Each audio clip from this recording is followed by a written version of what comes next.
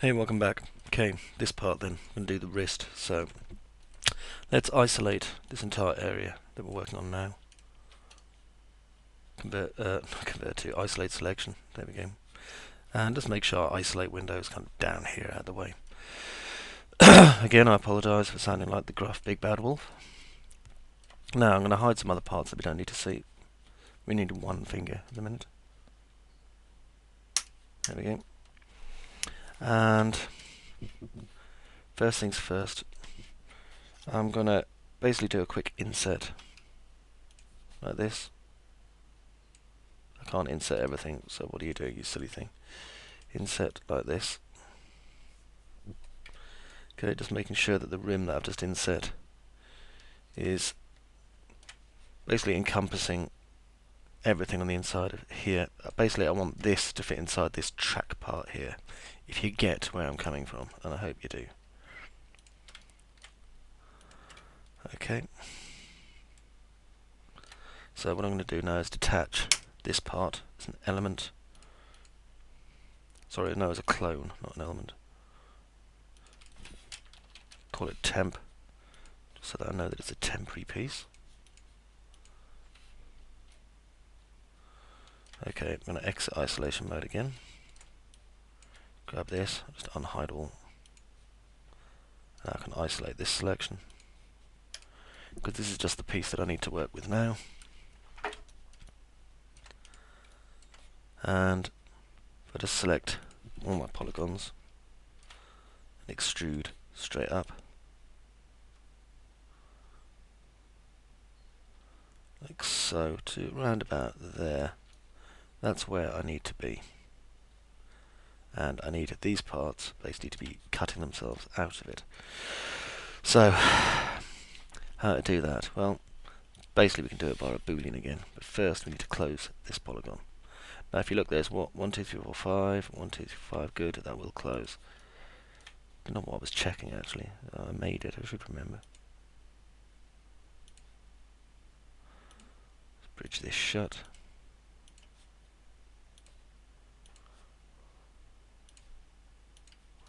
There we go.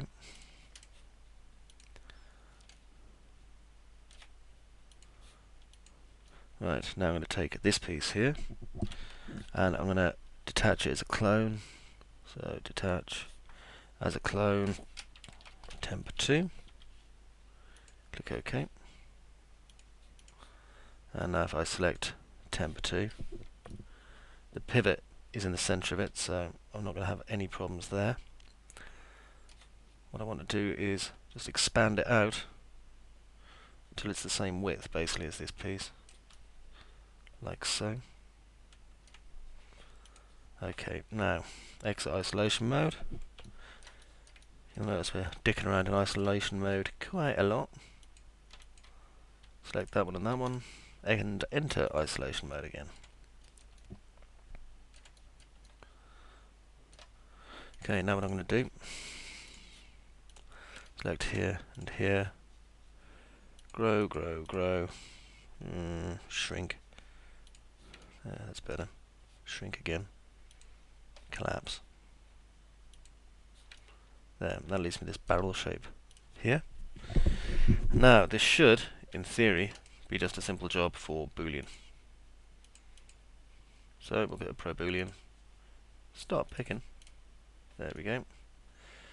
And it's left us this exciting little rim here, but that's okay, we can clean that out in a minute. So first things first, let's do a cut. There to there.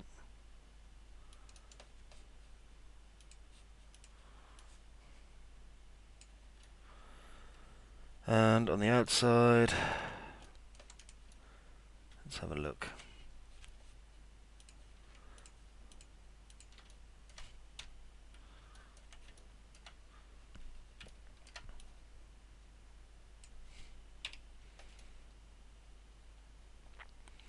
Yeah, that's fine. Okay, what I'm going to do now is basically start closing up this area here. So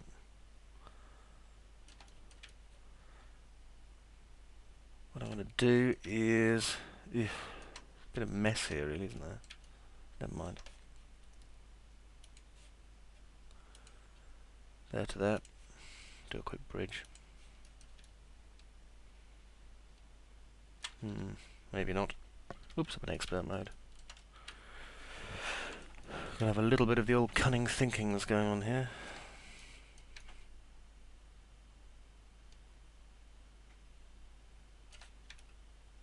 I don't know the way that's inset in there either. Let's have a look. I think it's probably going to be easier just cutting straight down. Let's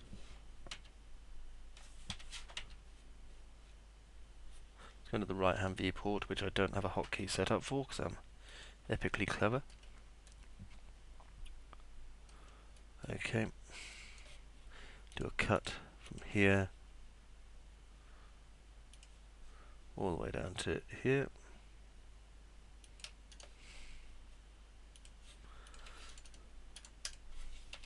And get rid of these offending polygons.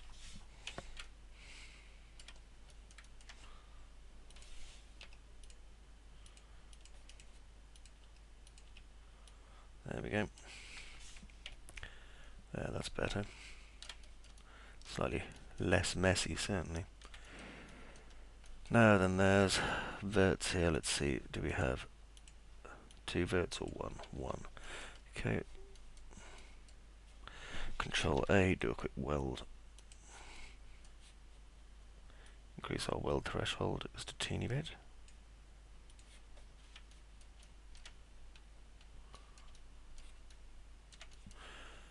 Okay, let's just cap this. Like so. Now what I need to do is get rid of this bit here because it's all messy.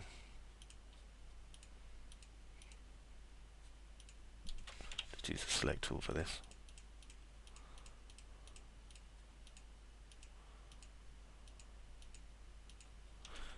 Hit delete.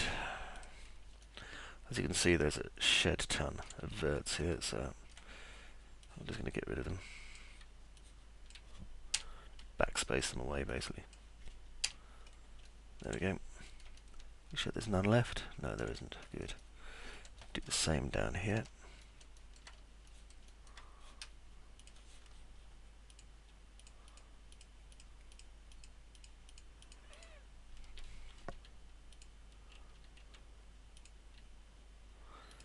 Again, the rule applies if you click on something and nothing happens, Control Z and do it again, because chances are you've selected the wrong polygon, and that's a place no one wants to be.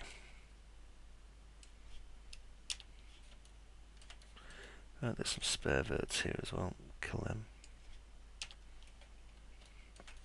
You can only help your model getting rid of them, seriously.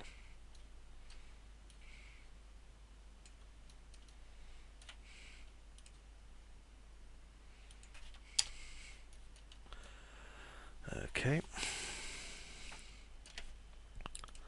Now it's just a case of selecting here and here. We can just cap those. And then if I select them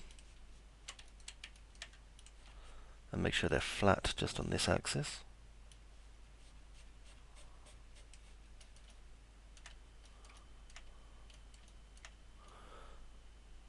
Okay, that seems fine.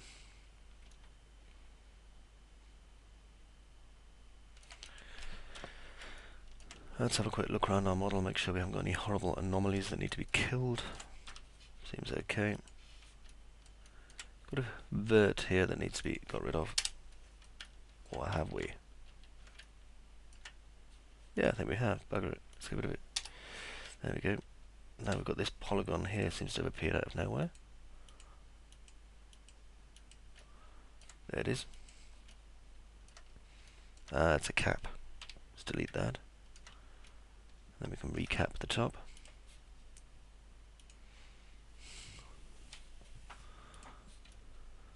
There we go. Now let's tidy up the top a little bit.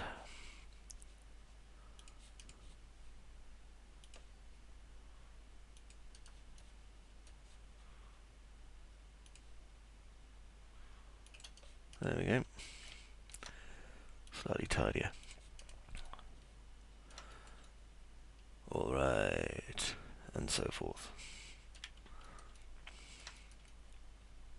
Next, I'm going to select this.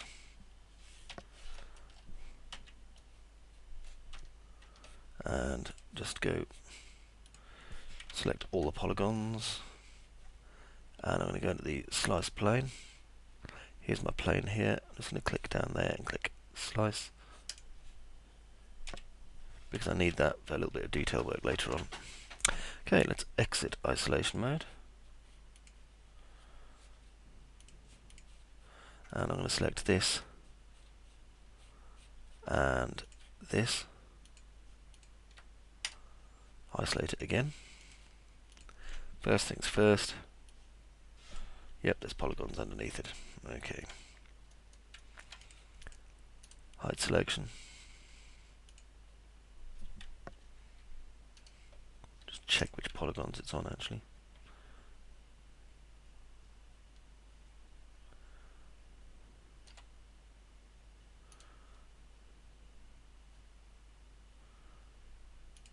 There it is.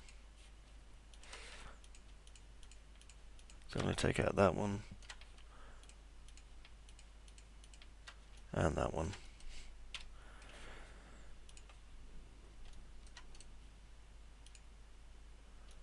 And now go back into isolation mode again.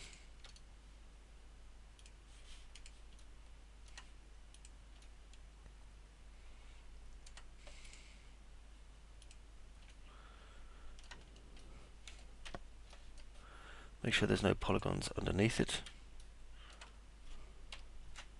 There we go. And that's going to make it easier for this to be bolted into place. Next, I'm going to rotate it 180 degrees. Still keeping it as a temp because it needs to be attached soon. There we go. And then I'm going to rotate this just 90 degrees back. Like so. Now obviously you'll notice that these ones don't actually line up.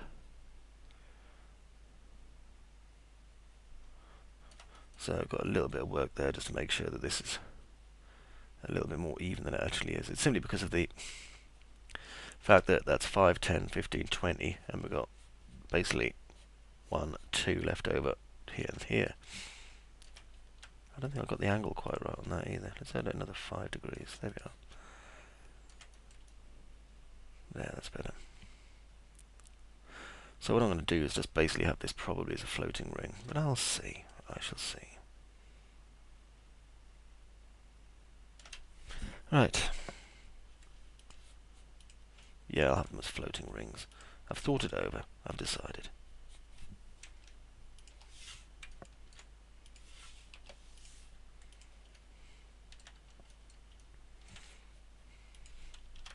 Let's cap that back piece back on.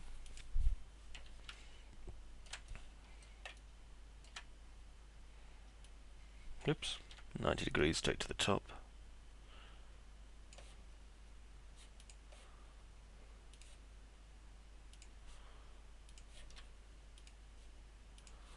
There we go.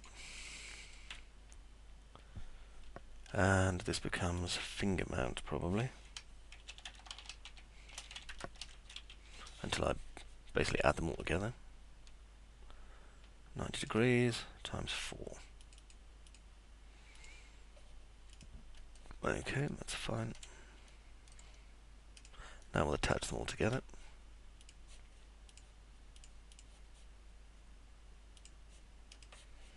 Exit isolation mode. As you can see, they all fit inside the finger ring now, which is good. Okay, let's isolate this selection.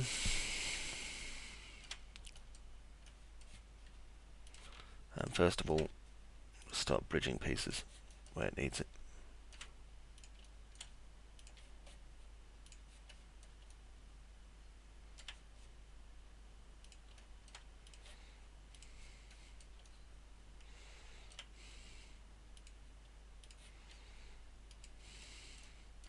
Okay, now here.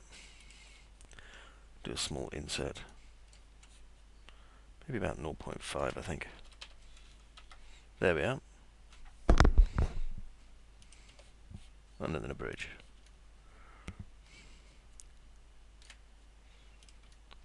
A superfluous detail that looks nice.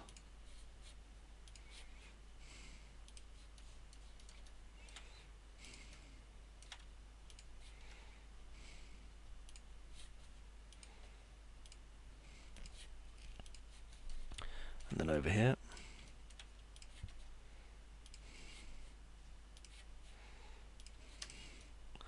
there we go. And on the inside of that, yeah, that looks fine. X isolation mode. So there's our wrist more or less coming together now. Now on the inside of the wrist, we need a sort of conduity thing. Conduity thing, I love that. So first I'm going to attach this.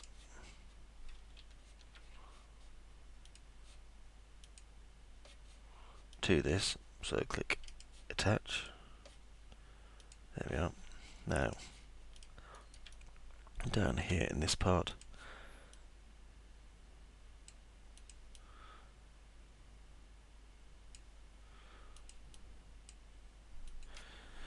and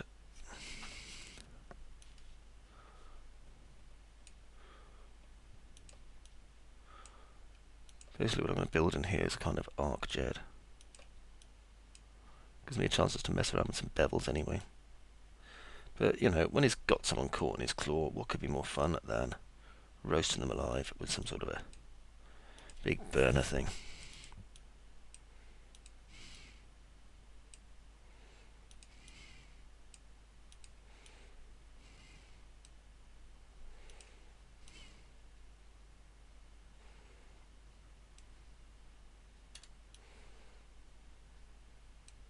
Only gives me a chance to do a little bit of freehand too, which is never a bad thing. Because I always enjoy doing a bit of freehand. There we go. A little bit of freehand. Lovely. Okay, so in the next one I'll make a quick slider just to wire up the fingers to this, and I'm going to apply my nice uniform grey material to this as well. What I will do in a minute. There we go. Right. Overall, however, I'm very pleased with the way this is going so far, and see you in the next part.